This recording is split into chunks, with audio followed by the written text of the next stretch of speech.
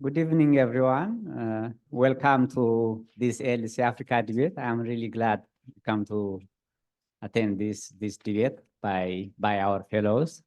This ALC Africa debate is part of the ALC Fellowship Program. The ALC Fellowship Program seeks to build next generation leaders and policy analysts. And as our future leaders and our future policy analysts, we expect our fellows to debate on topical peace and security agendas, taking the role of actual leaders. And that serves as an important means of learning for our fellows, but also a means of engaging on topical issues. So I welcome you all to this debate. Before that, we have as a background for this debate, we have a keynote speaker.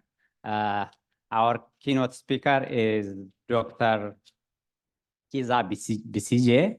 Dr. Kizza Besigye, Colonel Dr. Kizza Besigye.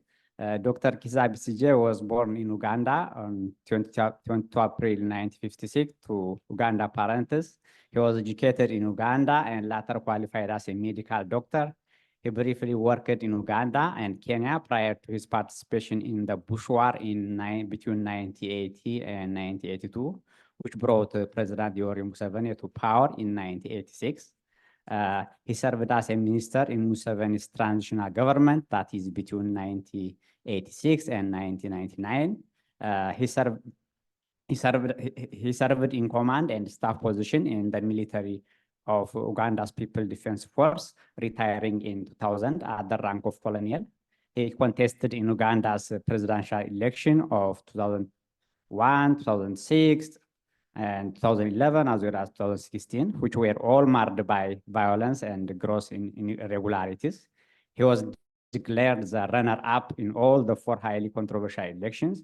He was also a founding leader of the Forum for Democratic Change political party between 2005 and 2012. So I welcome Dr. Kizza Besigye to offer his keynote speech on the agenda of the day.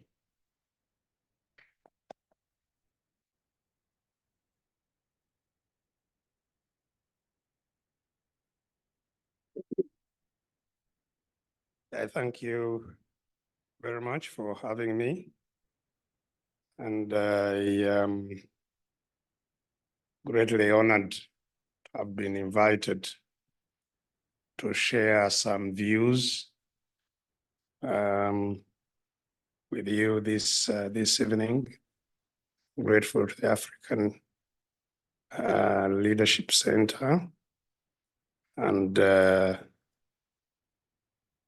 for this week's program in which we are participating. My views and remarks that I'm going to share with you are not based on scholarly work, as you have heard my profile. I am originally a medical doctor who was drafted into politics, not by situations that I decided on myself, but by the circumstances of our country. And the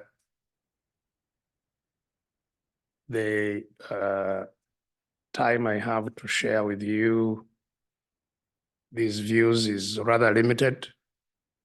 I came with a speech, but having listened to what conversations we had yesterday, I thought I should center my views rather differently from what I had prepared. And so my views are based on really my own experience of 67 years living in Uganda, a country of 49 million people in the heart of Africa. Uganda, just like all the other African countries, was initially consisting of different nation states. At that time as kingdoms, or chiefdoms. And these were the ones that were disrupted by the partitioning of Africa, which split these nation states into different countries. And I think in yesterday's conversations, there was a reference to that. People who are of the same family finding themselves in different countries. And that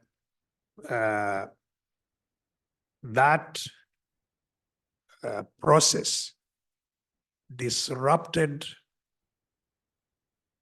the governance systems that we had developed over centuries, which governance systems also included the resolution of conflicts, how Africans used to resolve conflicts. What was disrupted included the culture and cultural values and norms that Africans had developed for a long time. What was disrupted included the accumulated knowledge that was within the African communities. Knowledge which included, research of many centuries on medicine and managing healthcare by Africans. So we are countries that are creatures of injustice. And it's that injustice that was built internally within our countries by the external forces that created us, and the injustice that then pertained between the countries and those external powers that we relate with, and that hopefully when we are talking about Africans' agency for peace, we should interrogate the internal contradictions that were created and the contradiction between the states that we have now and the external. Because a lot of the wars and injustice that we talk about comes out of the processes of accumulation and use of power. Whether it is in the family, in the neighborhood, in the community, in the country, or globally, it is the processes of accumulating power and how it is used that leads to conflicts. And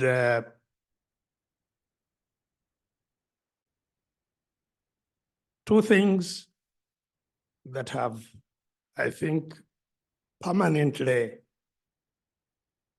been at play in this area is greed and selfishness.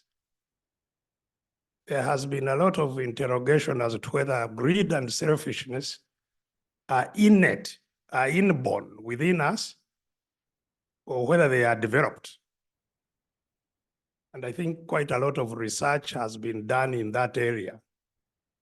I think the balance seems to suggest, of the research so far seems to suggest that greed and selfishness are not innate, they are not inborn, they are acquired.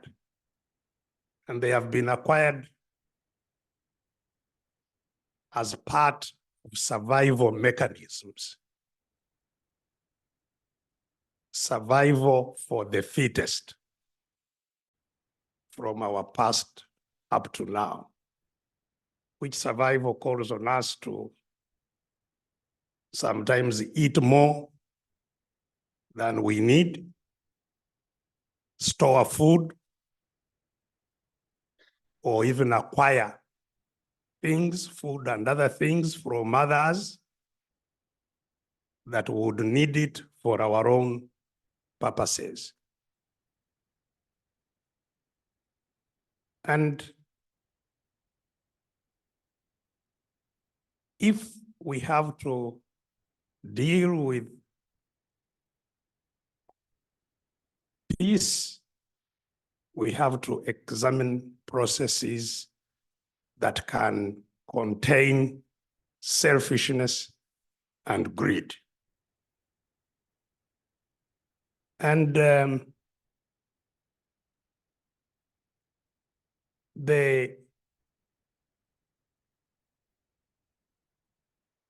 the citizens we are talking of Africa have never had power to exercise. This is my central contention. In fact, yesterday, the last speaker talked about the question of power. Because as I have said, Africa was a creation of foreigners who then had all the power. And power especially controls four important things. One, it controls wealth. Whoever has power controls wealth.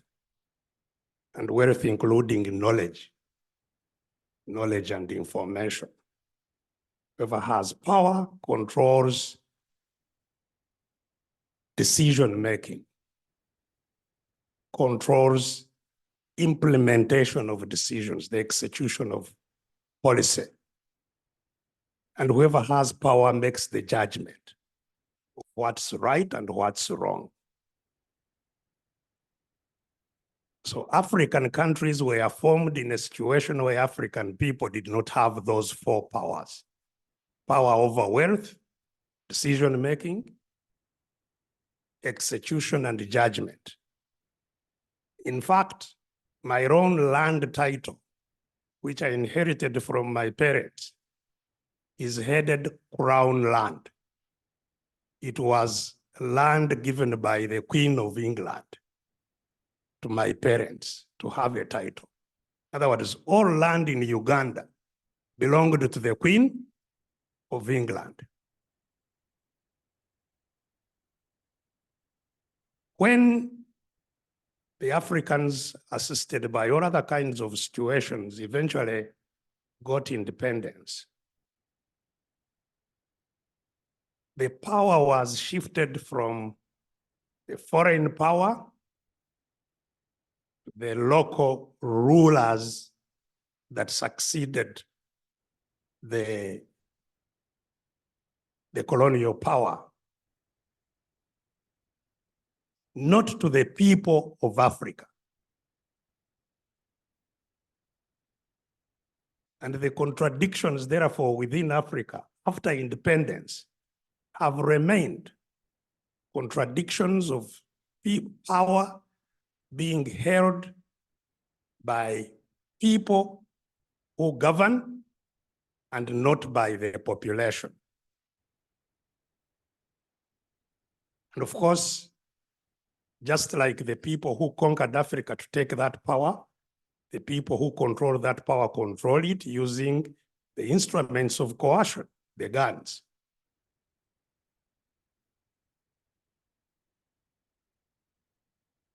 And therefore, even in independent Africa, most of independent Africa up to today, my contention is that the people are still totally powerless. They are subjects. They are not citizens. Citizenship goes with rights to determine what happens in your country. Our people don't have that citizenship. most of Africa at least. And the wars and insecurity that therefore persists in Africa results from the contradictions that have been built over the years of external domination, contradictions of marginalization of the citizens who were fighting for freedom that has persisted, but also contradictions of the continuing intervention of the foreigners using the rulers that succeeded them.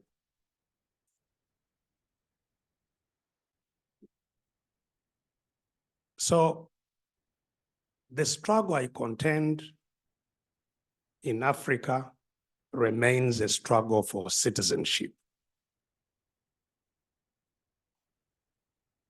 And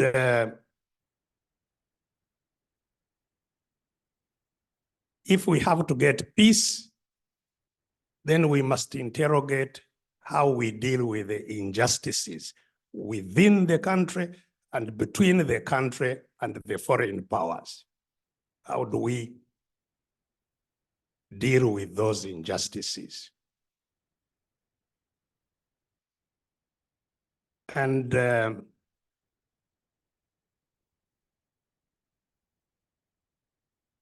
injustice is not, we have had a lot of debate in Uganda. Some people say we want electoral reforms so that we can have free and fair elections. This is not about reforming the law. It is reforming the power. To shift power from those who control it, few people who control it, to the population. And power cannot be shifted by law, changing the law. Power will have to be shifted by fighting to change it from where it is to where it should be. And that's how I got sucked into the fight. When I went to war, I thought the people who held guns were holding guns against us because they nearly killed me. And I thought if I went and fought and removed the guns from the bad hands and put them in the good hands, that would change the situation. I was wrong. Because guns can only shift power from the bad guns to other bad guns. So liberation struggle, and that's why we have trouble with the liberation movements. Wherever liberation movements took power, they defeated those who were holding power, but the power could not go to the population because the population was even much weaker after the war than it was before the war. And the population therefore could not demand for accountability from the new government. So that's why it is critical that for this final shift of power, the initial shift of power was from the colonizers to local rulers, or local colonizers, if you like. The final struggle must be from the local colonizers to the population so that power is democratized. And it will take a struggle just like it took a struggle to deal with the foreign colonizers. And that is why I think the lesson of what is happening in the Sudan is very important in this regard. Because in the Sudan, just like the other African countries, of course, was a creature of a lot of foreign intervention. Even before the colonization of the Africa partition, Sudan had been invaded right from the Byzantine times through the Arab conquests. And finally, it was governed by the Anglo-Egypt rule between 1899 and 1956, when independence was declared. And the contradictions that were built within Sudan in that period are the contradictions that are playing out post-independence. First, Northern Sudan and Southern Sudan were managed differently, with the North having Arabic and Muslim religion as the dominant factor, while in the South, in fact, Islam was not allowed. Islamic preachers were not allowed in the South. The South was a preserve of Christianity. The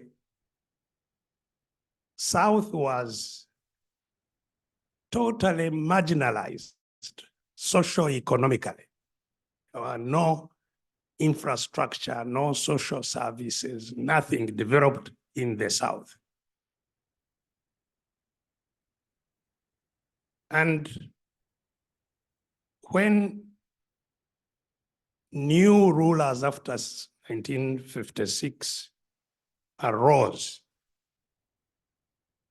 in fact, even before 1956, the first resistance of the Southern people started in 1955, shortly before the independence, Anyanyawan, fighting against the marginalization of the South. And so we have had two major wars fought in Sudan, Anyanyawan, which was of 1955, going through to 1972. And the second civil war of the South from 1983 all the way to 2002. Both of these were about marginalization of the South. And the first war is a war in which,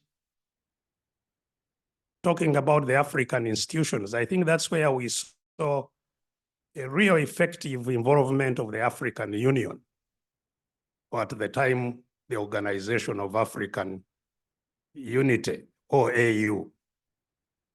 It played a key role in mediating between the North and the South that led to an agreement, I think, which was made in Nigeria.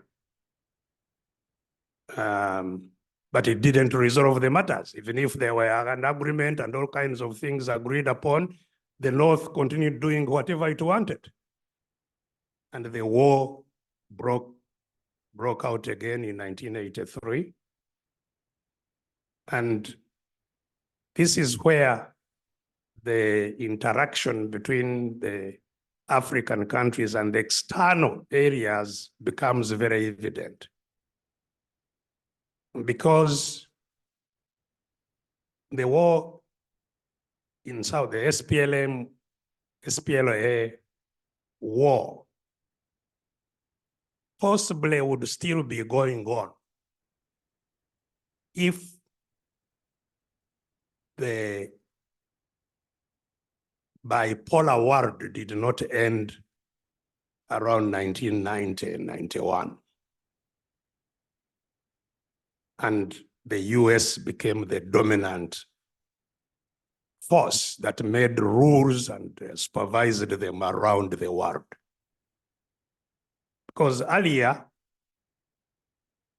all these conflicts in Africa become intervened in by the different external powers, supporting the different sides of the war and making them continue and continue as they all fight to get their different interests.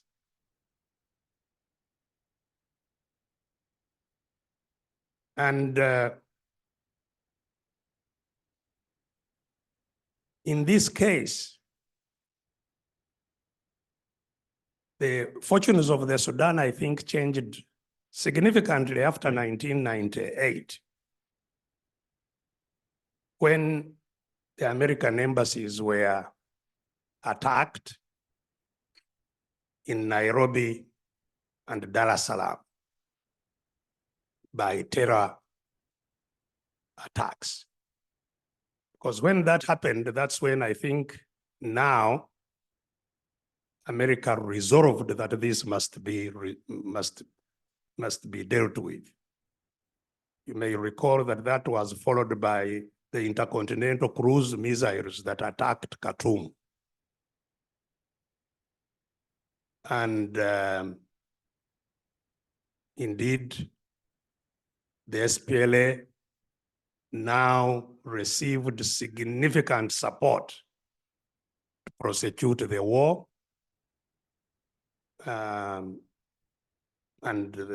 This led, combined with a lot of pressure from the United States, to eventually the agreement of Machakos in 2002 that led to eventually the independence of the Southern Sudan. So the independence of Southern Sudan had all hallmarks of external support. Post-2002, I think, emboldened by the success of the South in their struggle for justice against the North, then the other marginalized communities of the Sudan also stepped forward. And this is where the Darfur War started. Because again, Darfur is a part of Sudan with indigenous Black Africans. In fact, the Fur is a community of the Sudan, and Darfur means the land of the Fur. Just like Sudan, by the way, Sudan is from the Arabic word meaning the land of the Black. So the whole of Sudan was the land of the Black, but now ruled and governed by the Arabs. And so the Blacks in the Fur and other communities in the west of Sudan, of now the remaining Sudan, started a resistance against the Arab oppression. And this was heightened, of course, by climatic problems, the drought in that area, because the original conflict started between the Arabic nomads who look after camels and cows, and the Black people who are cultivators, struggling over land and water. But the Arabs who were controlling Sudan escalated that by now building the militia, the Janjaweed militia, to protect the Arab interests. And the Janjaweed,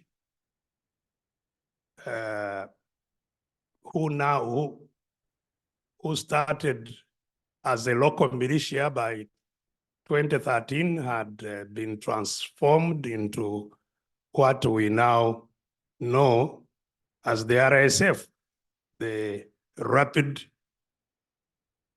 Support Forces. And these Rapid Support Forces, by the time the government was overthrown, had over 100,000 people. I can see my time is closing in on me, had more than 100,000 people. And the resistance had also spread beyond Darfur to the South Kordofan and to the eastern part and to the central part of Sudan and so on and so forth. Again, a lot of foreign intervention was coming into the Sudan by this time. So, to cut the long story short, I think the most important element of my remarks rests on the response of the marginalized people in the Sudan. Now, the North, or which is the Republic of Sudan. As you all know, in the South, when it became independent, power again was handed over to rulers in the South, not to the people of Southern Sudan. And the rulers in the South are still fighting over that power. The control of the power of the Southern Sudan is raging. Millions are in exile, millions are displaced, and so on. The ordinary people have never tasted citizenship in the Southern Sudan. But the people in Northern Sudan, the ordinary people in Northern Sudan, started a different type of resistance with the demonstrations around 2018. And these were organized variously, professionals, all kinds of people, but more critically, grassroots committees, which were formed throughout Sudan to resist, ordinary people to resist. And it is that pressure of the ordinary people who had woken up, who had taken up their responsibility to be heard and to demand that they are governed differently. It was that prompted the overthrow of General Omar al-Bashir in 2019 and the emergence of the military leadership that we are still talking about today. So that popular uprising, seeking popular sovereignty, is a struggle purely for sovereignty, sovereignty of the people or sovereignty of the rulers. And the power shift is from the sovereignty of the rulers to the sovereignty of the people. The people had now risen to demand their sovereignty. The ruler, the military, sensing danger, overthrew Bashir and said, okay, now we are going to solve the problems of your concern. The people said, no, it's not you who will solve them. We are not going to allow you. And the struggle continued even after they overthrew Bashir. Of course, there was a lot of massacre. They killed people, which is still a part of the factors that we are grappling with now with this war. And they eventually agreed to form a coalition to govern. But the coalition was short-lived. Why? Because the people, those people who started asserting their will were demanding the subordination of the military. And they had put three conditions. One, first of all, to merge the forces, the other rapid support forces with the national army, that they should be merged and put under a civilian authority. That they did not like. Secondly, they had in the agreement that they give up the control of state enterprises that the military governed. They govern a lot of assets in trade, in agriculture, in industry by the military. They had demanded that those be surrendered now. They did not want to surrender them. And there was a third thing about accountability. There would be accountability for what they did in killing protesters, in killing people in Darfur, in killing people, you know, that they have to be accountability processes. For fear of these three, the military overthrew the transitional system and now sought to continue perpetuating their own authority. Unfortunately, because the RSF and the SAF had been now tasked to unite and they could not agree on how to unite, and in any case on their accountabilities, they themselves eventually ended up fighting, and it's the war that is going on between RSF and the SAF. That war, like all the other previous encounters, the foreigners quickly jumped onto it. And so you have, because there was also an idea of Russia, I think, building a base around the Red Sea, which, as you know, other people would not allow. There was the whole question of the Islamic agenda, which divided people and how they relate with the outside.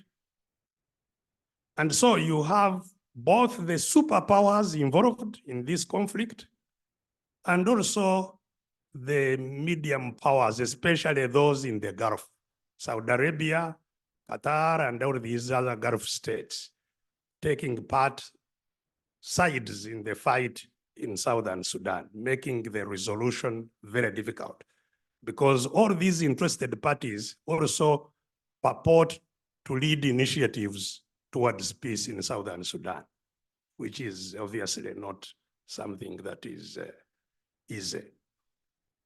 So the light at the end of the tunnel, because even as all this war goes on, those resistance committees are just watching and waiting. And I am encouraged that in spite of all the kinds of attractions to co-opt them into all these power managers, they have resisted. They have maintained their assertion of the power shifting from gun control to people control.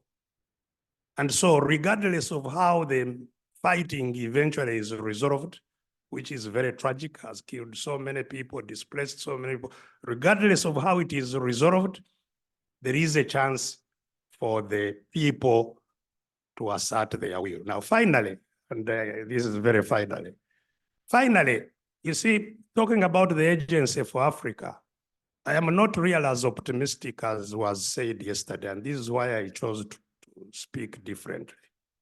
Because I think there is an existential threat that we face as Africans, even as we rotate around all these wars and insecurity in our areas. There is a huge gap developing between Africa and the rest of the world. Gap in knowledge, in science, in technology, and so on, that really puts us on a path of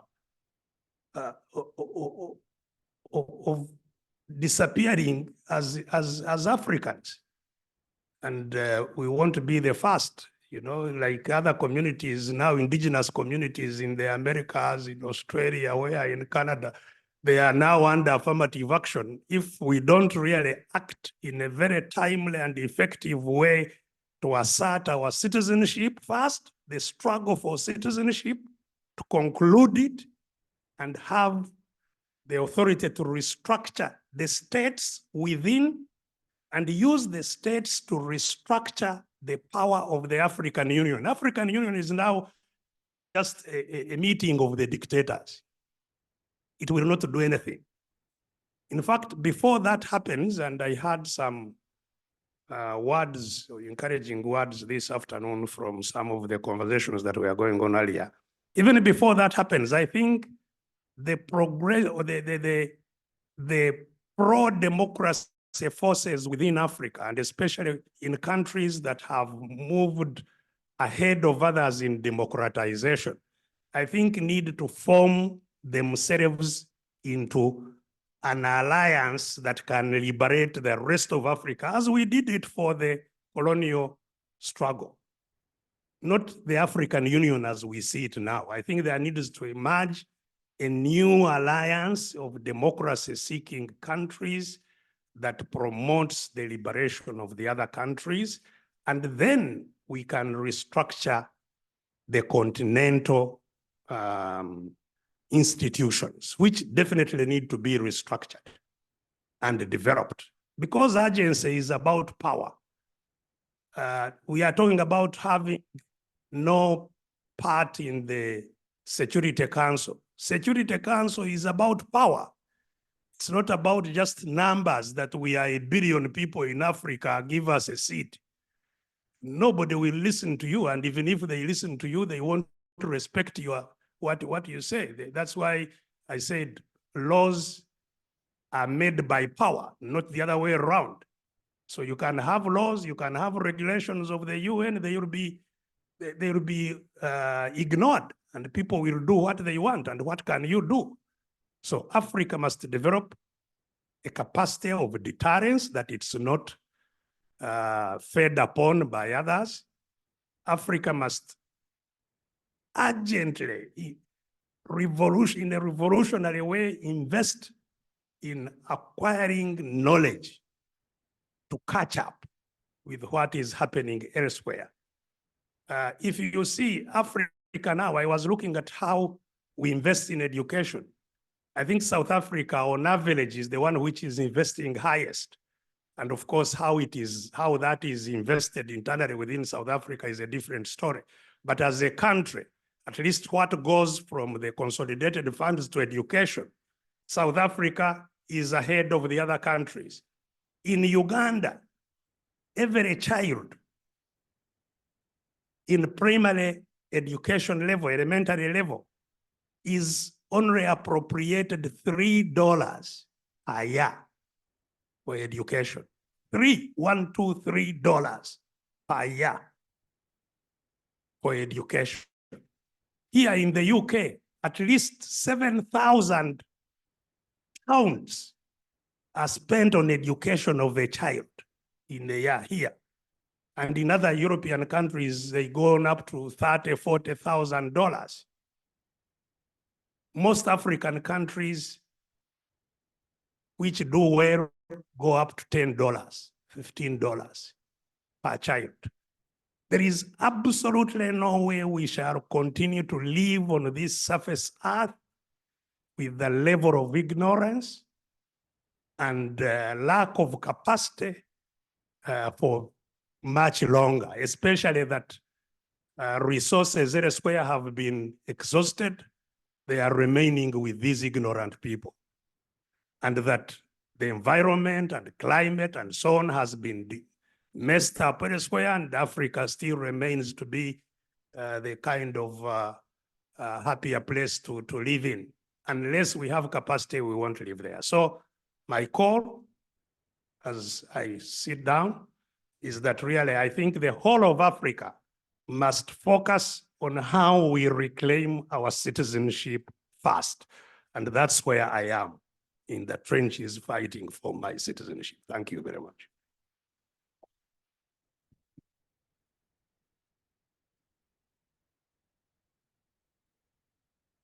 Thank you for this excellent speech that we have together. So agency, history, personal experience, scale, and everything else. I would have loved to give you the opportunity to ask question or make observation, but due to time constraint,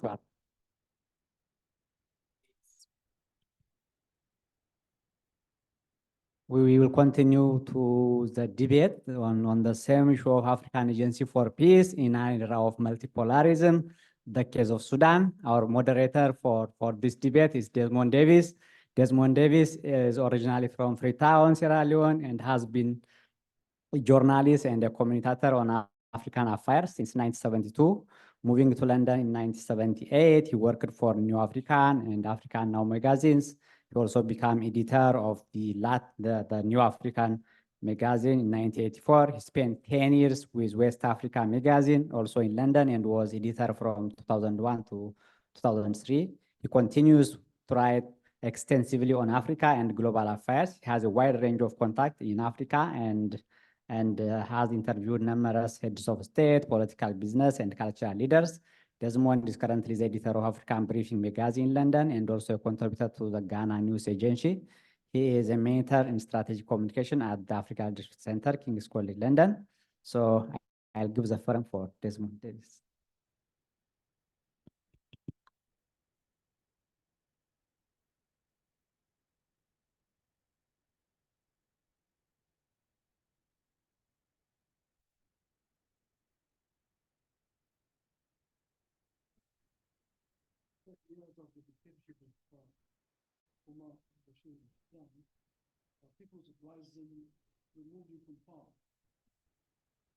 Ordinary Sudanese thought this would change their lives for the better.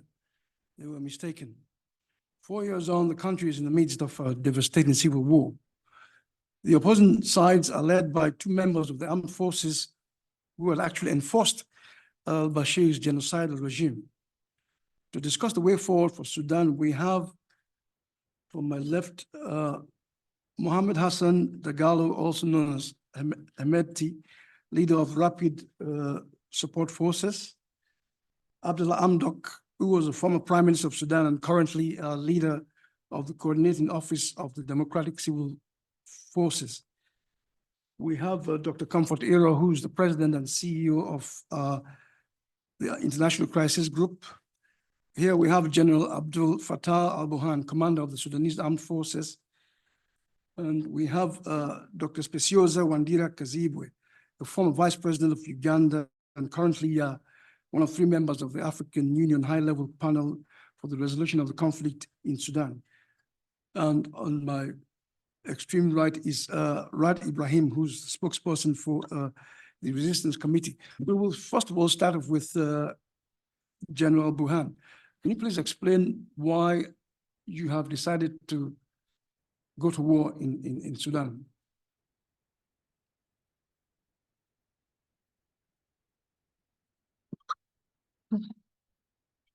A'udhu billahi minash shaitanir rajim. Bismillahir Rahmanir Rahim. I greet you all in the name of Allah, the Beneficent, the Merciful. Distinguished ladies and gentlemen, thank you for having me speak with you today. To respond to your question, for me, I will say categorically that in any country where there is an existence of any sort of actions of extremism, the next action to be taken by any leader is to act and not to negotiate with such action. The RSF is a traitor and should be regarded as a terrorist who is currently affecting the national security of Sudan. Thank you. Ahmadati, can you please explain why you have gone to war in Sudan and you're actually destroying a successful country? Thank you so much, Mr. Desmond, for your question. I'm very glad to be here with King College at the African Week. So the RSF leader would say that RSF wasn't started this fight in Sudan in the 15th of April 2022, but it was started by the army with Burhan here. And RSF was just protecting themselves and fighting back. Thank you so much for your question. Dr. Wandira Kazibwe, we've always heard this concept of African solutions to African problems, but Africa has not been moving forward at all. And here we go again. We have another panel to look into resolving a conflict in Africa, which, of course, you know, will never work. What's your position regarding the failure of the African Union to solve its own problems? The AU recognizes the critical nature of the Sudanese conflict. It has been over 11 months of active violence, and this comes after a history of civil unrest, conflict, and human rights crises. But the AU today recognizes that one of the key obstacles to sustainable conflict resolution has been the inability of previous mediators, including external actors, to bring together all interest parties to the conflict resolution table. And so as a representative of the AU, I hope to facilitate the recognition of historic ethnic dimensions and focus on a civilian-led solution to this issue. Since the inception of the May 2023 roadmap, we moved towards rejecting all forms of external interference and emphasize this union stance of non-interference. Thank you. Comfortero, you have been watching the conflict all over the continent. How do you see the Sudan issue progressing? Thank you. I must introduce myself as the only objective member of this panel. My name is Dr. Comfort Iro. I am the CEO and president of the International Crisis Group. We are an objective crisis group that focuses mainly on prevention, mitigation, and resolution of conflict all over the world. Thank you for your question. I must give you context to understand the dire consequences of the conflict that we have today. Let me give you statistics as not only doctor in the panel, but the only doctor in the panel that went to the London School of Economics. 1/2 of Sudan's 49 million people require aid as we speak. Secondly, over 12,000 Sudanese have been killed as we speak. Over 8 million are displaced. 19 million children are out of school. About 80% of hospitals in Sudan are out of service. Over 20 million people are acutely food insecure. The situation in Sudan is dire. We've had context and understanding of how people in Sudan have been suffering. I've given you enough context. How I see the situation, Mr. Speaker, is that the people that we have, both on the extremes, don't care about the lives of the ordinary citizens in Sudan. And so this situation has been going on for about 11 months now. Last year in April, now we're in March. What must happen? I think the people that are sitting in both extremes, left and right, must have a conversation today. We've set the precedent of having a conversation today about 1, why they've started this war, 2, the implications of this war, 3, and what must happen to resolve this war. Thank you, Chair. Rad Ibrahim, how effective have you been in trying to bring the soldiers to order? Thank you. Thank you, Mr. Davis, for the question. Let me also introduce myself. I'm Rad Ibrahim, and I'm the spokesperson for the resistance committees. Now, we are talking about African Agency for Peace, and we had a collective agency, which is exemplified through the resistance committee's ability to mobilize people from different ethnic backgrounds, different age categories, different socioeconomic classes. And we have so far excavated elements of the Omar al-Bashir regimes. And we are continuing to excavate the military tribalism, divisiveness from our political and economic systems, as well as we continue in our project to build a peaceful Sudan. That's what we have achieved, and that's what we are aiming to achieve. Thank you. Abdullah Hamdok, when I interviewed you for the ALC radio while you were at the ECA, you spoke so highly of how Africa is moving forward, that there will be no more coups and economic development will take place. But when you got there, you yourself, you failed to deliver for Sudan. Why did that happen? Thank you so much for your question. I think it's wrong for you to say that I failed because well, you were removed after 2 years. That does not mean that I failed. So I didn't have any personal interest in going into politics, and I headed to a national call to become the Prime Minister of Sudan. And I knew the magnitude of the challenge that lied ahead of me. And we learned from our mistakes, and we made a magnitude of achievements, having taken over from a broke government. And at the end of it, the key lessons that we took out of it was more critical than the failure as you perceive it. We did not fail. We made great steps that it's so evident. Thank you. Yeah, Dr. Wandira Kazibwe, the African Union should stop going around in circles. You have Article 4H of the African Union Constitutive Act of 2000, which gives the African Union the right to intervene without even the government inviting you. Why haven't you done that? Why haven't you sent troops into Sudan? Because you haven't even raised the 25,000 standby force that should have been raised a long time ago. The African Union is just going around in circles. Thank you for your question. So I think it's important to note that Article 4K says that 4H. 4K in response to 4H says Yes. that the promotion of self-reliance within the framework of the union is something that every member state has a right to. And this is what the AU is trying to do. We have not made a claim to anyone's sovereignty in this situation, but we have emphasized our stance of non-interference. And I think the AU roadmap of 2023 is the first step to a civilian-led resolution to this crisis. Thank you. You're all docking the issue, African leaders of 4H. You have the right to go in, but of course, I mean, the heads of state have always refused intervention. Why is that? I think we all know as Africans at this table and in this room that the African Union is a complex institution. It is made up of member states, and it is only ever as powerful as the sum of its parts. So we cannot forget that the African Union does not exist as a babysitter, and cooperation is only possible based on the willingness of member states to engage. If the African Union cannot operate with 52 nations, how can it operate then in the UN with 100, almost 200 nations?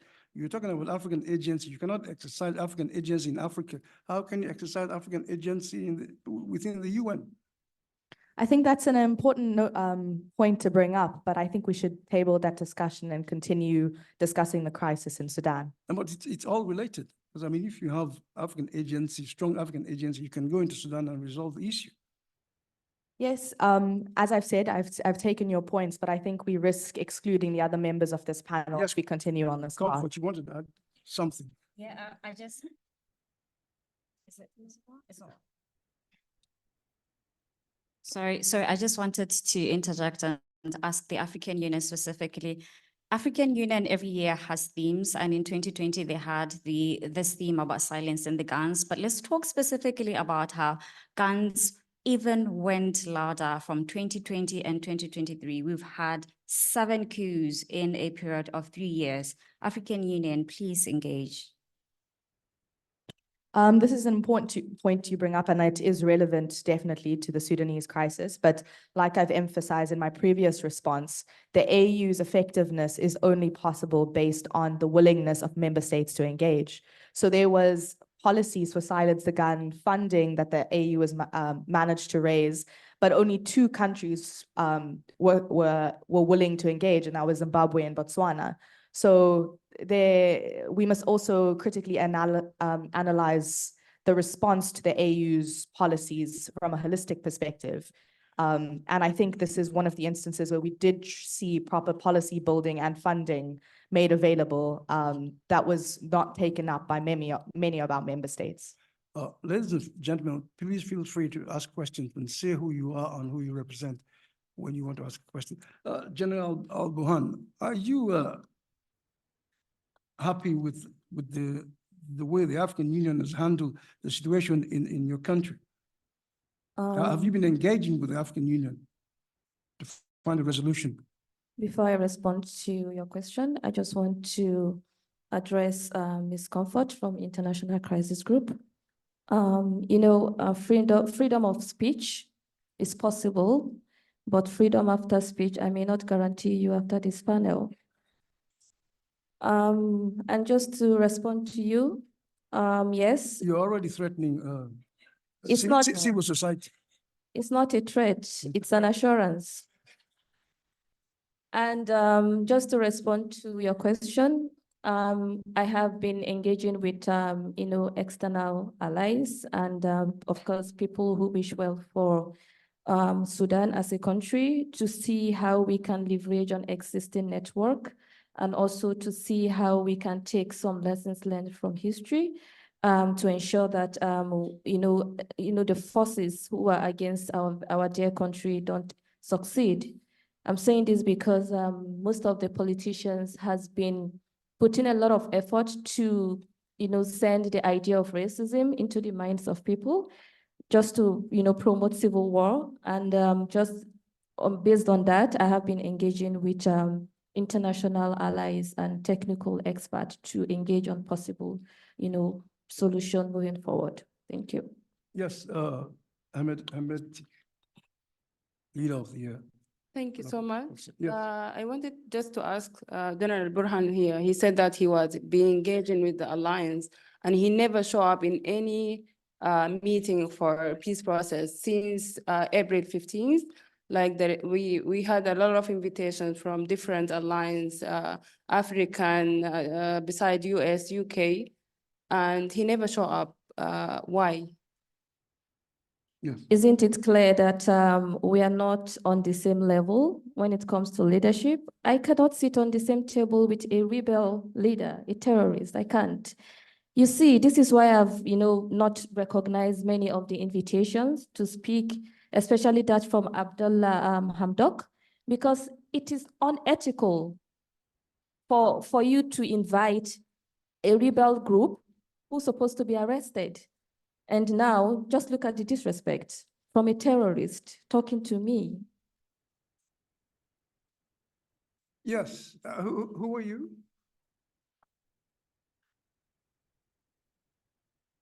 From where?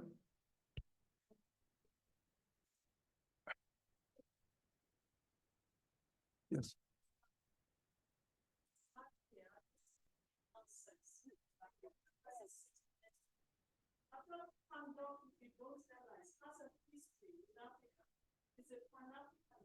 Yes. He has more integrity than you or anyone you have ever interacted with. Can you please explain to us, please, if you claim to be someone who cannot sit next to an Afghan family and that you have all the credentials you have, please give us 3 reasons, intellectual reasons, not spewing nonsense out of your mouth. Why you think you deserve the kind of status you are asking us to give you. Shame on you. Thank you for your question. I understand that you are emotional right now. I understand that. And just to respond to you, I want you to also note that, where his leadership begins is where someone else's leadership starts from. And let me remind you of the words of W.B. Gali, that says that power is an essentially contested concept. So what you understand and know as power and leadership is different from what I know and understand as leadership. Please do not interrupt the general when speaking. About integrity. I am responding. Just give me time to respond. So talking about integrity, as you all know that after the coup, we formed the Transitional Sovereign Council, where there was an agreement signed for, both military and civilian leadership. But there was conflict within this leadership, and that was why it was dissolved. So it has nothing to do with, not valuing his integrity or experience or whatsoever. Thank you very much. I think I'm done here. Yes, Comfort, you want to say something? Thank you. I must respond again as an only intellectual on this panel. The African Union says that they introduced the Silencing the Gangs initiative and they gave examples about Botswana and Zimbabwe. Let's not talk about Southern Africa. Let's talk about the Lake Chad Basin. Let's talk about the Sahel. Let's talk about Nigeria, where I am from. Let me give you statistics. More than 50% of guns that proliferate in Africa are used illicitly in trafficking, terrorism, and organized crime. Secondly, civilians, rebel groups, and militias, far left, far right, don't forget SAF, RSF, hold more than 40 million of small arms, while government-related entities only hold 11 million arms. Problematic, disheartening, very dangerous.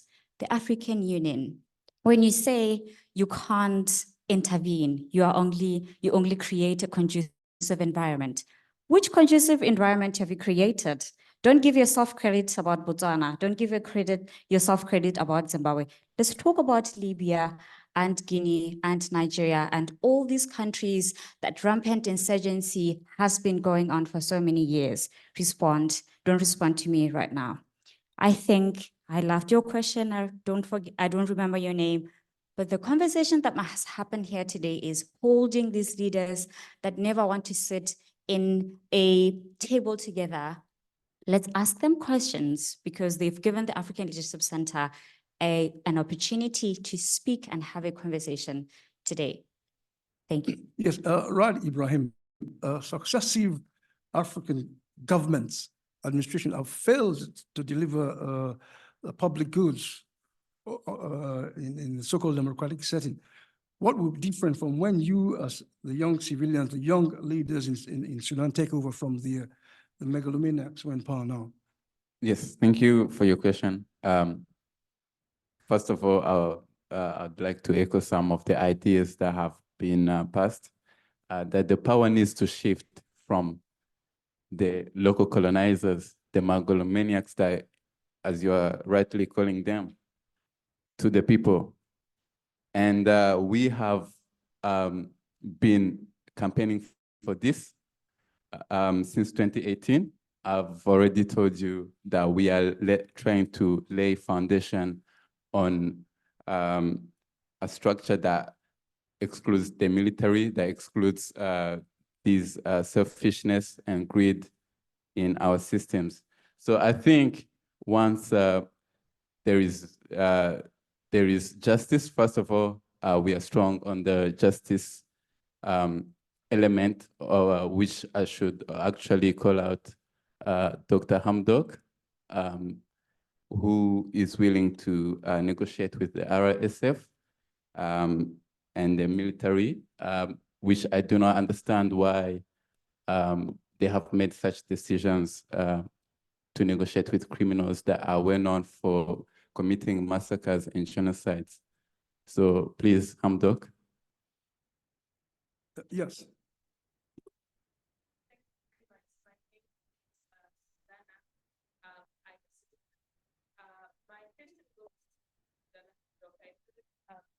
A member of the audience who purports to be from, I don't know what she called herself, maybe extolling the virtues of Mr. Hamdok. Yes. Yes, but I want to add on to the question of the esteemed member of the Resistance Committee to ask Mr. Hamdok, in your opinion, did you or did you not abandon the hard work of the thousands of Sudanese on the streets who fought for revolution day and night, and you just abandoned it all and walked away? What do you have to say, Mr. Hamdok? Yes. Yes. Thank you so much, Susan, for the question. I'll start with Susan before I respond to the Resistance Committee. I did not abandon anyone. I did not abandon the people. I made it clear from the start that I heeded to a call and I was supposed to serve the country, which I did to my level best. And I said that if I'm not able to fulfill my mandate and achieve the goals that I'd set for myself and for the team, I will step aside. And I did that. I did that for the country because I was not able to. And as you all know, the role of the Prime Minister has got minimum role. No, I did not. I did what I said. I kept my word from the start. I said I would leave and I did exactly that. And back to you, the Resistance Committee. How would you suggest we go about this? Because it is the RSF and the SAF that have been at the center of all these crimes. So it's important for us to have a conversation with them. You want to take part of? Let him finish. Let me finish. Yes, they're the center of this, and it's important for us to have a way forward that is all inclusive. We cannot mediate, we cannot have a national convention without engaging the two forces. They have to be at the center of it all. So for us to move forward, we need to engage both parties, and we've already engaged the RSF, and we've not been able to engage Buran. He has not responded to our invitation. And once he does that, we will be able to have a national political process, a negotiated political process, and then have a national convention so as to heal and bring justice into the country. And that does not mean that we are excusing the perpetrators of the crimes that have been committed. Justice will prevail and justice will be done to the perpetrators. Sorry, Mr. Speaker. I just wanted to clarify or kind of like repeat what Hamdok just said so that people can actually acquire the understanding. I think Hamdok just mentioned they're at the center of the crime, and they also want to put them at the center of the politics of building the country. Is that what you said, or I'm lying maybe? That's not the center of building the country. You are The trying to process is engage going to them. be You're trying to engage them civilian-led. in building the country. No, there's no Let me finish. military solution to this. But Even though you're we are giving them a engaging, role. there's no military solution to this. It's going to be civilian-led. That's why we are trying to bring everyone on board. We are trying to bring civic organizations, political parties, and we also engaging you to try and join in the movement so that we can work together. There's no need for us to have different fragments. We all need to end this crisis. Yes, Rad Ibrahim, as the esteemed medical doctor mentioned, that the problem in Africa is the power between the leaders and the people, which we've seen all over the continent. But we've also seen when people, members of those who were disadvantaged, took power, they behaved the same way like those they complain against. What guarantee can we get from your people that you will not go down the same road as Omar Bashir's dictatorship? Right, thank you. From the beginning, I told you about our collective agency. I'm gonna add on to that. Our structures, how we are structured, is democratic. We have multiple resistance committees in every neighborhood, in Omdurman, in Kalaka, in Khartoum, in Darfur, and Blue Nile, and all these places. And we have been, we have excluded any of like divisiveness ideologies that have prevailed in the Hamdok's organization. And this guarantees the grassroots, that the reach we have to the people that these politicians cannot guarantee. I think that's sufficient to sufficient guarantees. But let me just add express my disappointment in the AU, which also has been submissive to the external and internal actors that were ill-intended because of their lack of collective agency. And so we have been disappointed in like such critical moments when we need the AU most, and they have turned rather into something I would call a research center than an actually continental organization. Thank you. Yes, African Union, we always complain about external interference, but 1 month after the war, it was in Jeddah that they signed an agreement to protect civilians, and it was fostered by the Americans and the Saudis. Where was the African Union that should be leading the way? And we always complain, Africa always complains about external interference, but you sit back and wait until the outsiders come in. The 84% of UN peacekeepers are in Africa. Africans are not defending their own integrity, their own sovereignty. So why do you always complain about external interference? And yes, go on. Thank you for your question. I think we need to remember that an African voice has not been absent from the beginning of the mediation of this conflict. IGAD was a present mediating body from the beginning, and we assume the organization would represent the values of peace and security that are prized by the African Union. However, it is clear that with the escalation of the conflict, there requires a more formal intervention from the AU. And one of our first steps was, in fact, to publicly reject all forms of external interference and emphasize the African Union's stance of non-indifference. Thank you. What you got 400 million for the peace fund. What are you doing with the 400 million? Just going around missions. What are you doing 400 million? You have not spent it on peace in Africa. Yes.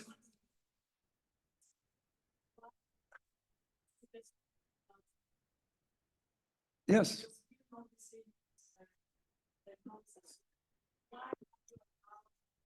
Externals to occupy your space. Why have you ceded all that space Yes. to external, to the UAE for that matter? And you go Tell us. And you go 400 million, you're sitting on it. I'd like to re-emphasize that we have rejected all forms of external mediating, given the complications from external influences. And so the African Union will be taking a more formal intervention. And I'd like to respond to the bit about the peace fund. So that has formed part of the African Union's roadmap to conflict resolution of Sudan. And part of the roadmap is establishment of a coordinated mechanism to ensure all efforts and all parties are involved. And some of the main activities of the Peace Fund will be the Peace Support Operations window, which will comprise of observer missions, preventative deployment, and peace enforcement missions, as well as stabilization missions. So the Peace Fund is very close to being mobilized, and Sudan has been identified as one of the countries that requires an emergency response from it. Thank you. Yes, yes. Thank you. So my name is Nonoshe from Ubuntu Initiative. So I want to ask General basically two questions. You're not going to, the General Al-Burhan, yes. Yes. You are not willing to negotiate and you have not been winning the war. So what is the end goal? Because you are being mulled every side. That's the first question. The second question is, you are taking a lot of arms and ammunition from the Arab world and other supporters of you. How do you intend to pay them when you lose the war? Yes, General Burhan. First off, thank you for murdering my name. That's, well, I forgive you for that. Talking about not wanting to negotiate with, you're not too specific. Are you talking about negotiation with a terrorist group? Or are you referring to what sort of negotiation? Because I've made it very clear that whoever thinks I'm gonna sit and sign any agreement with anyone, whom of course we all know are terrorists, is delusional. I can't do that. Not in my position as the leader of this, Sudan Armed Forces. And talking about taking arms and how to pay I'm not sure where you get your information from, but I do not have any financial agreement or whatsoever with any country about arms. Sorry? Someone always wants a war. Yes, I will not deny the fact that I get these arms. It is to protect my people and Sudan as a country. Thank you. Yes, Clarence, yes. Well, I live in Belgium, and I've been following. Well, my name, I don't want to give it out. I mean, it's, yeah, but I'm North African living in Belgium. Look, I am fascinated by the work you do at the AU, and I really don't understand why you are even struggling to defend why you need money from outside Africa. I mean, you need money, like she said, you need money to fund war. You need money to run the AU, who is going to fund you. And the very civil society activists who are proclaiming superintending over the morality of money are the very ones who go outside looking for money to function anyway. So mine is not really a question. I'm just saying, you are doing the best you can. You come to us in Europe, we give you money. Don't go to China, but yeah. Thank you. Yes, Brad, you wanted to say something? Yes. Yes. I just wanted to point out or General Buran, or he mentioned about terrorism, like he's trying to draw a line between the RSF as the terrorist group and the military. But we have seen a lot of bombings on civilians, civilians' homes, civilians' infrastructure, so like hospitals, schools, and this was done by the very army that the speaker is saying that they are protecting. So why do you decide who's a terrorist and who's not? I mean, the people of Sudan see you both as terrorists, to be fair. Yeah. Yes. Burhan, yes. Calling someone a terrorist, I mean, that's the fallback position. I'm not sure if that was a question, or a confirmation of a clarification. What do you want me to clarify? To call myself a terrorist or what? Clarify about what? You want me to accept that I'm a terrorist? Is that what you're asking me to do? Okay, no, that's fine. Let's go to Dr. Kazibwe again. In 2005, the UN came with the responsibility to protect, and to stop the civilian casualties in wars. But this has not been happening in Africa. The casualty in African wars have been very, very, very high. And how can the AU resolve this? I mean, in 2023, 36.3 million people needed assistance. And in Africa, 78.5 million people needed assistance. So how can the African Union resolve this issue? The responsibility to protect and also to provide assistance for people who need assistance. I mean, like you've mentioned, this was a UN policy responsibility to protect, and while we do believe in it, yes, but it is not the an African Union African is part and mandate. parcel of the UN. See, that's the point. You cannot be playing hot and cold. And I'd like to in this issue. reiterate that we should want to be focus on part- African solutions to African problems. You want a permanent seat of the UN, but you keep playing games. So make sure you know what you want. Whether you want. I think we need to focus on less on the political aspirations or will of the African Union and more on this conflict. Responsibility to protect is universal. It's not just UN. You're not protecting Africans. Yes, Dr. Kazibwe. Yes, so I would like to emphasize again that we need to bring this conversation back to Sudan and the Sudanese crisis. The casualties are an important note to make, and this has been recognized within the African Union roadmap, the protection of civilians and an effective humanitarian response. And this will be one of the first things that the Peace Fund seeks to address once it is mobilized. Thank you. The Sudanese crisis is direct responsibility of the AU, not holding those leaders over the years who've been errant in the way they've been treating their people. We now have things that have exploded in our faces in Africa. The AU has just been rather laid back with so many of these leaders who've been misbehaving. Now you cannot bring them under control. I don't think laid back is an accurate measure of the AU's actions. And I think I would like to point out that the AU can only be effective based on the willingness of its participants and its member states to engage. We are only as strong as the sum of our parts. We are a union for our member states, made by our member states. We are not an external organization. Comfort, okay, as an independent observer. At long last, As an last. independent observer of the AU, how do you see the AU itself? Is it effective or ineffective? I mean, has it been delivering for the content? Ineffective, and I don't appreciate the fact that we're having a conversation about serious issues about the lives of Sudanese.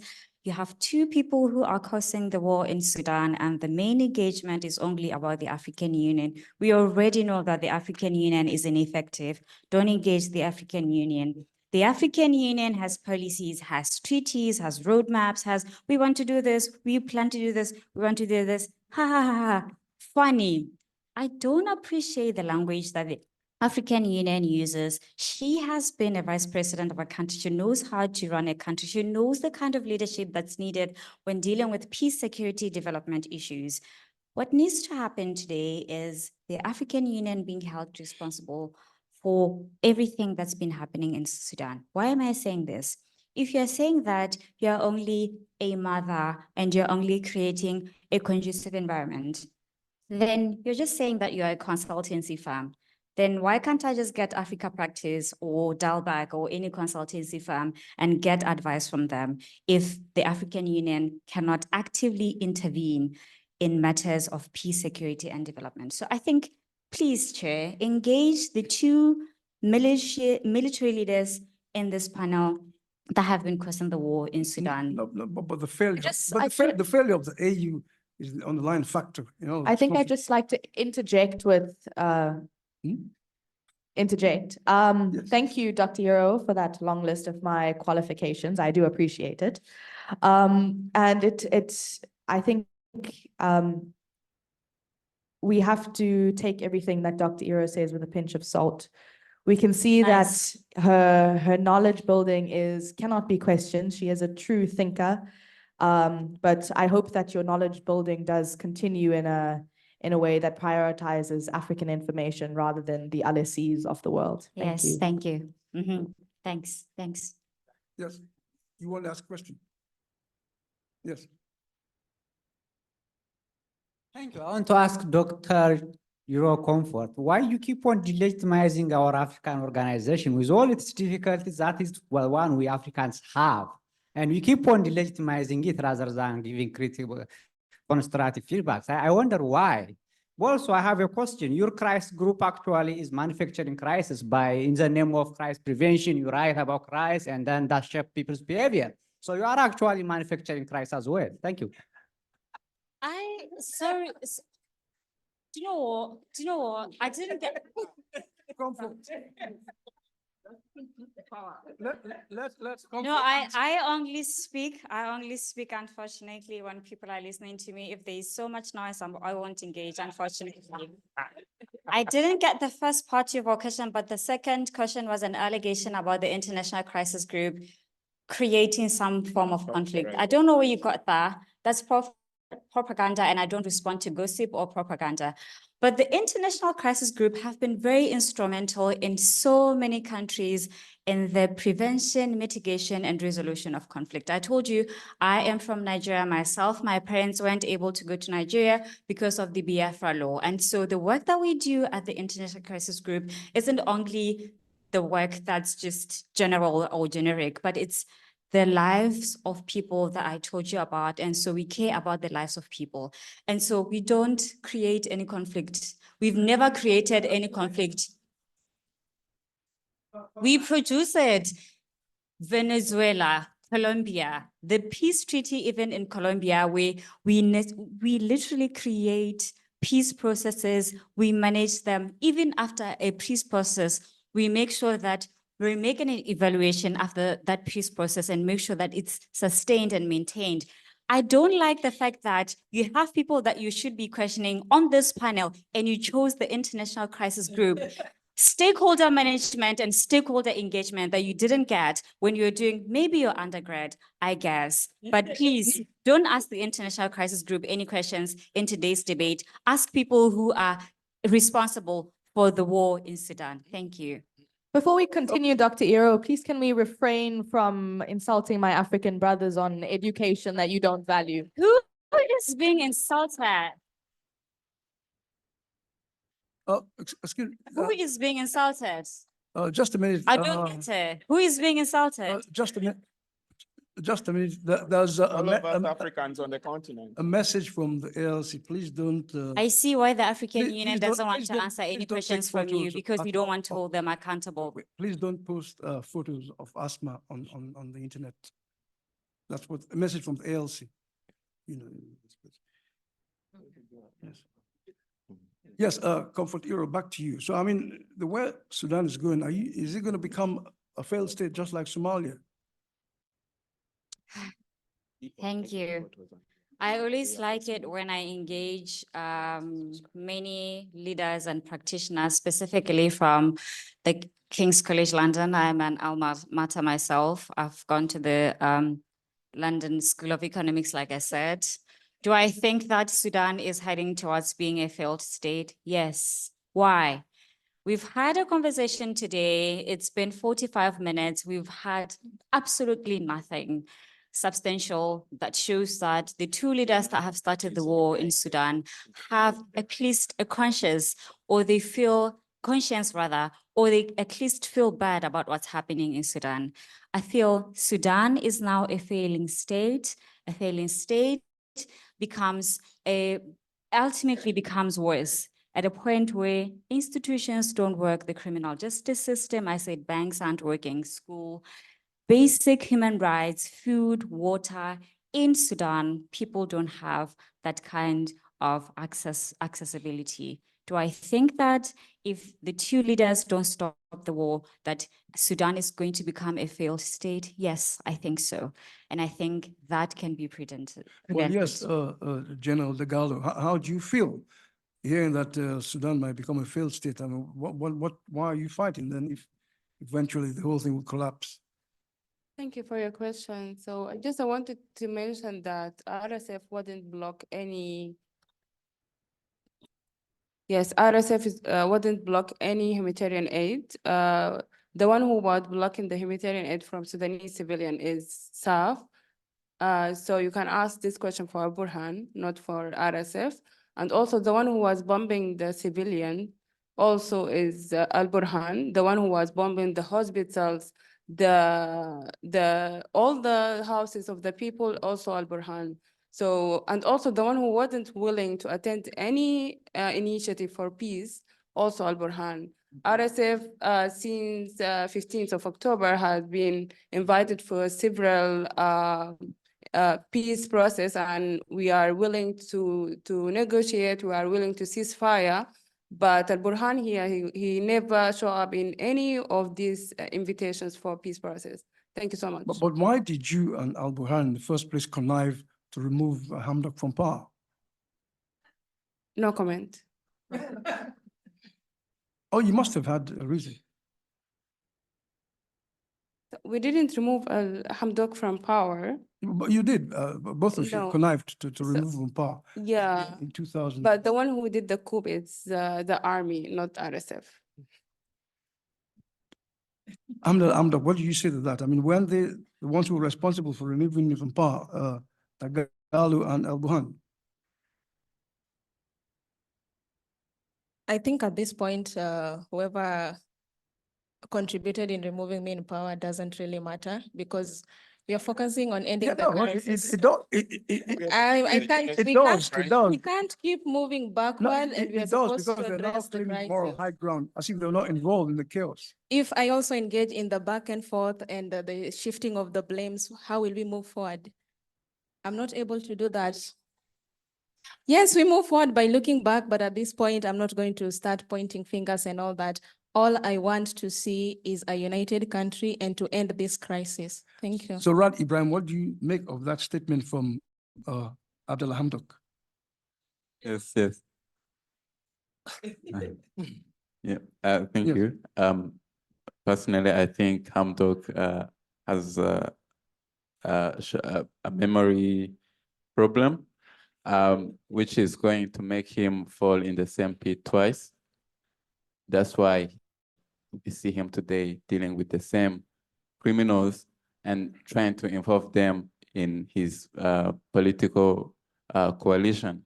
So him saying that we shouldn't point fingers, we shouldn't look at the past, that makes it clear that he's not learning any lessons. We have been trying to show him that from the beginning, that we need to, for a concrete foundation, we first need to remove unstable ground. By unstable ground,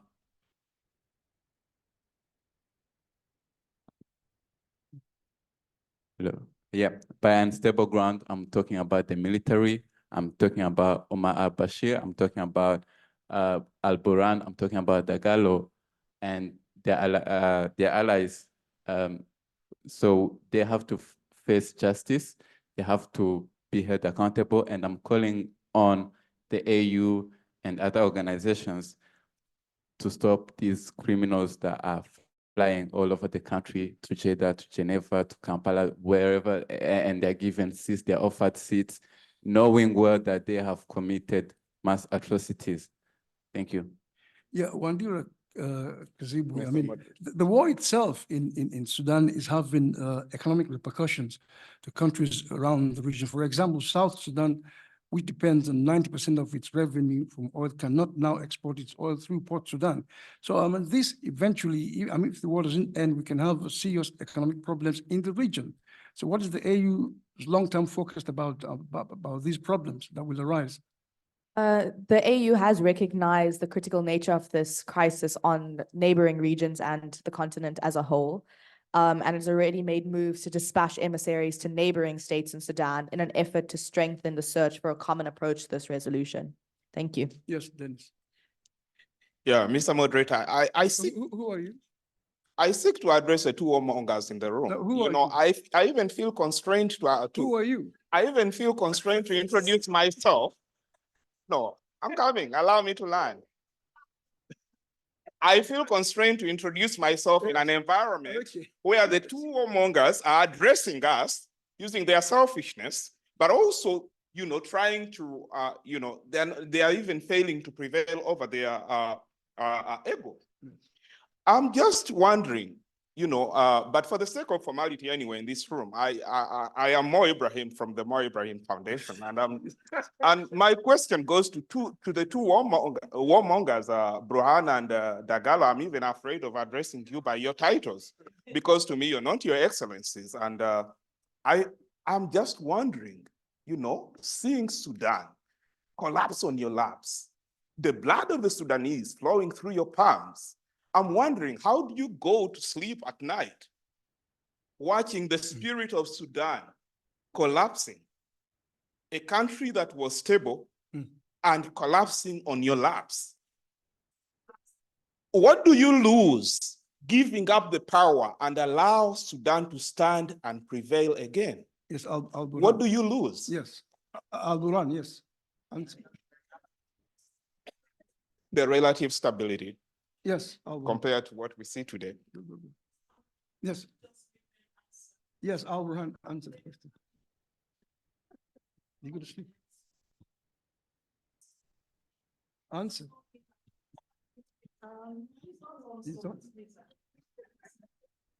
One thing I know for sure about the civilians is the fact that they are very disrespectful. And to ask the question about how do I sleep, maybe I sleep looking at the ceiling imported into my country by the Chinese. And also, I would like to say that as the leader of the Sudan Armed Forces, I'm not happy about the ongoing war. It will be less of a human for me to say that I'm happy about the maiming and the killing of innocent civilians. But also, I'm beginning to see a sense of bias, both from the speaker himself and the audience. Because, we have Dagalo here. Who was in Moscow in Russia to negotiate in Russia? Dagalo, for a military base close to the Red Sea. It's Dagalo, who has been maiming and killing and raping women and taking over territories. Dagalo, who has a private-owned gold mining company. Dagalo, who is causing all this unrest in Sudan. Dagalo Hemeti, but he's right here warming his seat, and nobody is saying anything about the atrocities that is being committed by these terrorists sitting on this table. Yes, Dagalo, that's one of the reasons we were told you're fighting to the bitter end, because you have a lot more to lose than Al-Buran. Thank you for your questions. I'm not going to answer for Burhan. But for the people here asking how I sleep at night, I don't sleep at night. I will be thinking for my people of Sudan and how we are going to end this war. And I've been meeting and going to consultations meeting with a lot of African countries, Ethiopia, name them, Ethiopia, Kenya, Kampala, a lot of countries that they invited me to come and consult, to do consultations meeting with them to find the roadmap to stop this ongoing war in Sudan. So I'm not just sitting in Sudan and waiting for this conflict to end.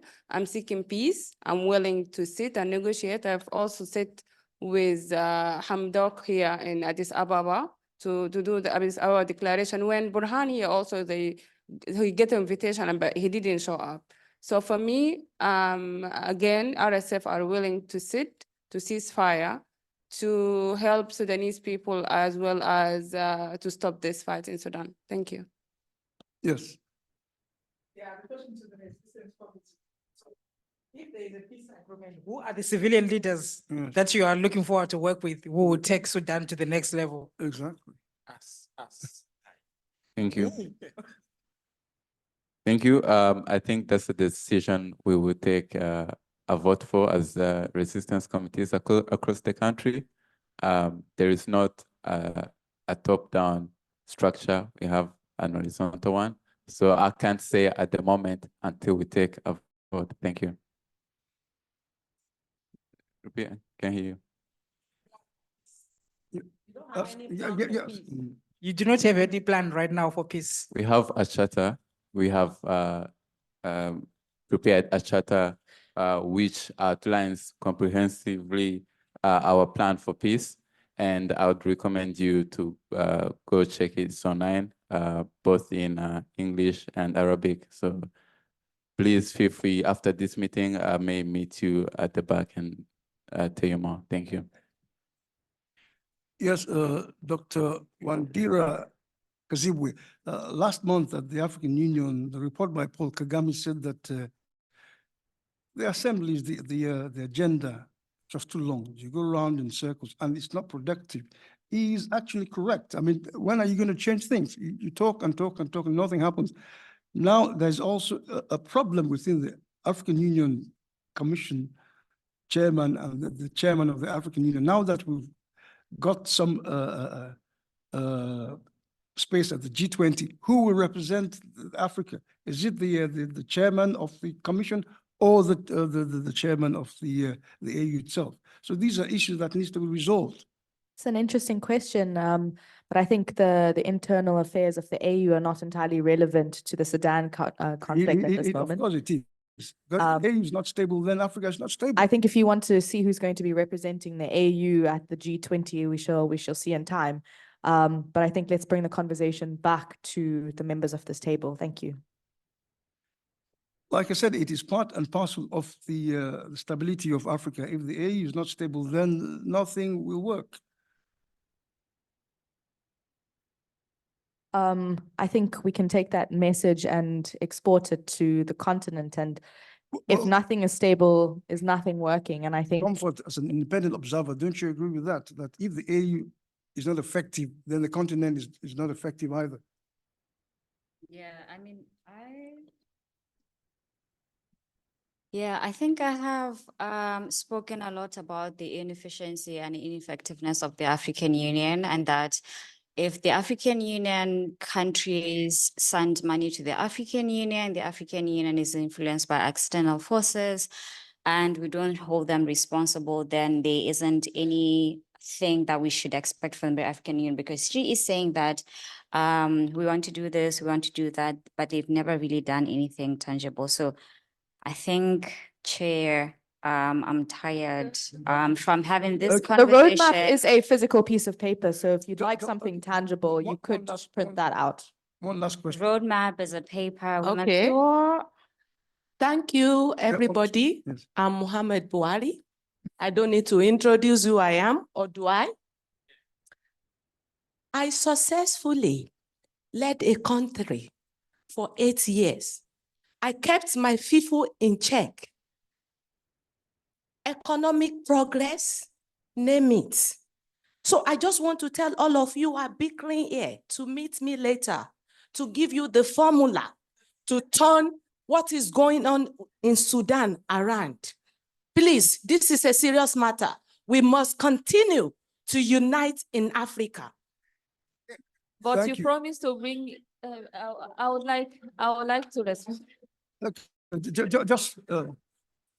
Okay, let's have General Burhan, who seems to be excited about this. Yes, support but from an- I just so- wanted to say that, you know, it's very easy for people to talk about leadership in speech, but not in action, because the last time I checked, President Buhari, you promised, you know, change in Nigeria, but what at the end of the day, you brought what's suffering to the people of Nigeria is suffering. So I totally do not accept your statement about advice. I think you are the wrong person to get an advice from. Thank you.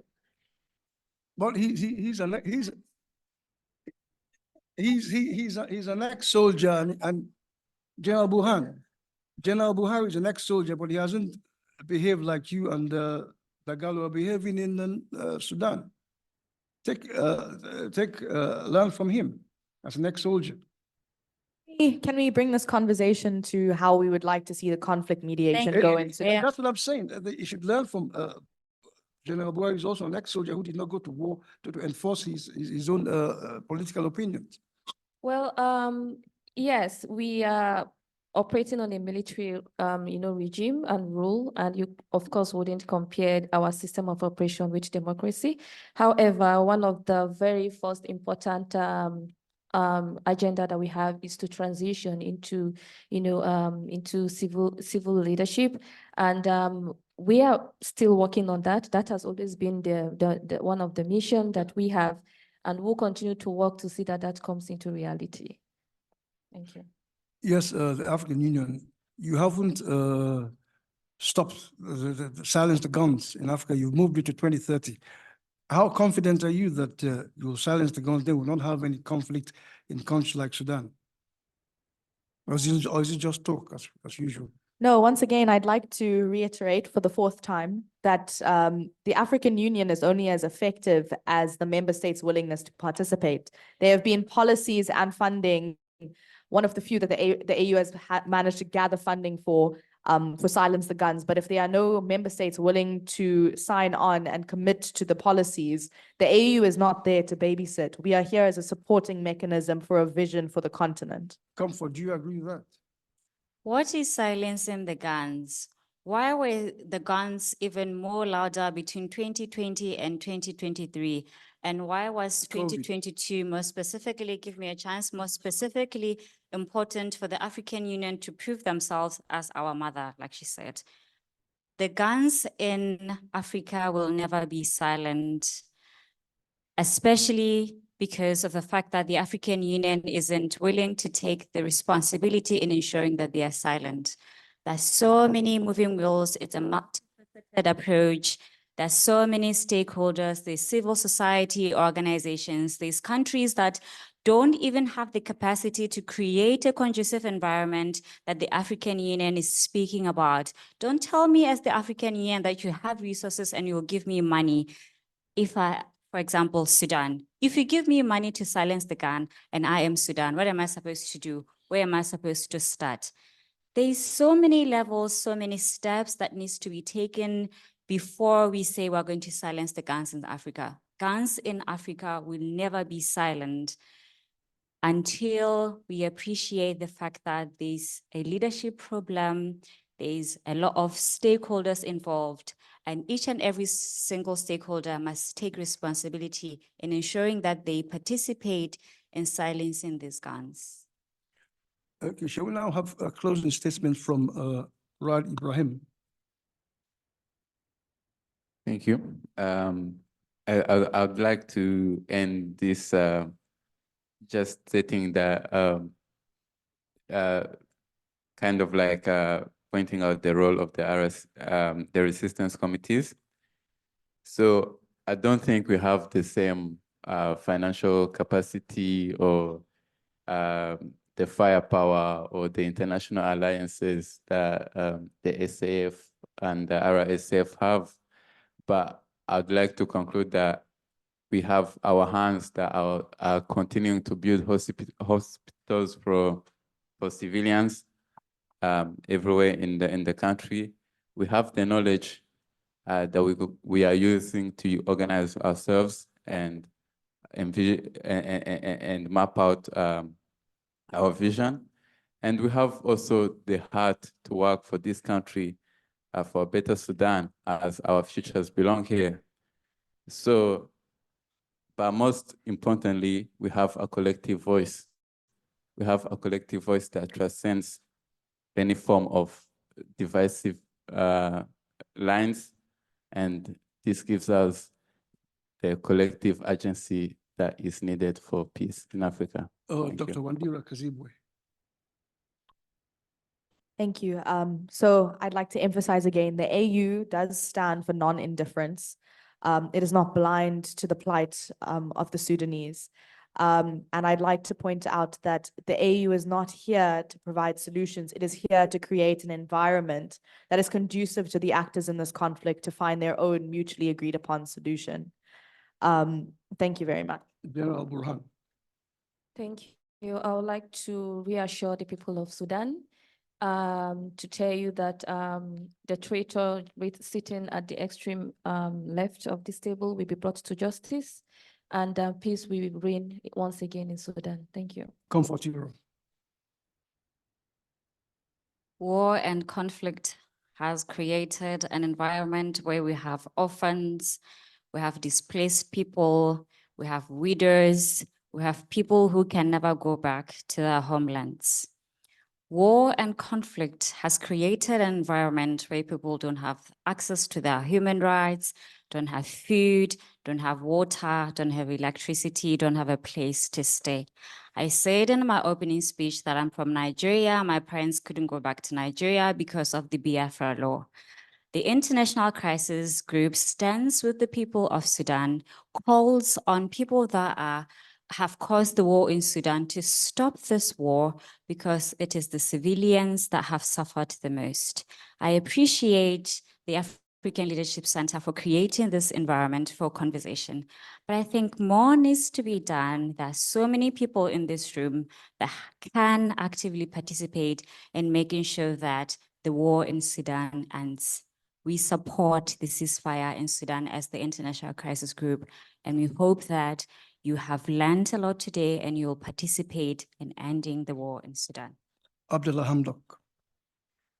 Thank you so much. I would like to say that there's no winner in all this. The greatest losers are the citizens. There's no winner, be it Buran or Hemeti. There's no winner in all this. You can't claim to win a war when lives are lost and property is also destroyed. And I'm an optimistic person, and I believe that there's always an opportunity amidst crisis. So if we take advantage of this opportunity, we can come up with something that will benefit the people. Thank you. Mohammed Dagalo. Thank you so much. I wanted to emphasize that RSF is willing to cease fire as well as stop this fighting in Sudan. And we do actions, not words. So we are going to the next negotiation piece in Geneva, and I hope to see Burhan there. Thank you so much. Well, thank you very much, ladies and gentlemen. As you can clearly see, we have a problem in Africa. During this debate, we have all the speakers pulling from different angles. They just don't want to accept the responsibilities. They don't want to accept law and order. And they just don't want to give the African Union itself does not have the power to intervene. And African countries say that they want to be out there flexing their muscles. It's not working because, I mean, unless you have unity on the continent, it will never work. And these soldiers, these armies in Africa are not effective in defending the continent. But where are the weapons coming from? Not many African countries manufacture weapons, but billions of weapons are flowing into the continent all the time. What's the African Union doing about it? You know, who manufactures weapons in Africa, except maybe South Africa and Morocco? That's all. All the other countries have to import.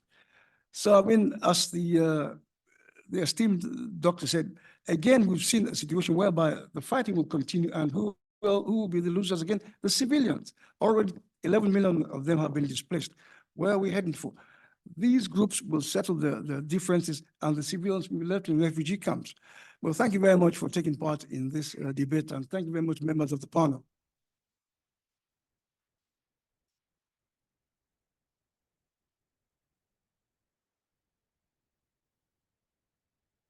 Thank you for coming again. For those who joined late, this is just to remind that this simulation debate is part of the ALC Fellowship Program. The program seeks to nurture next generation leader and policy analysts. And as our future leader and analysts, they step in the shoe of those who are currently trying to prevent crisis or those who are making crisis. At the far end, Asma, her name is Asma Harun, and she's from Sudan, and she's our Romanian fellow. Next is Marceline Odihambo, and she's from Kenya, and she's our MS fellow. Next to that is Horata Chapati, and she's from Botswana, and she used to be our Romanian fellow, and currently she's our MSc fellow as well. Here we have Kaltumi Abdulaziz, and she's from Nigeria, and she's on our Women Fellowship Program. And then here we have Shreya, and she's from South Africa, and she's our Associate Fellow. And finally, you have here Ivan, and she's from Rwanda, and he's our Associate Fellow. Thank you all. And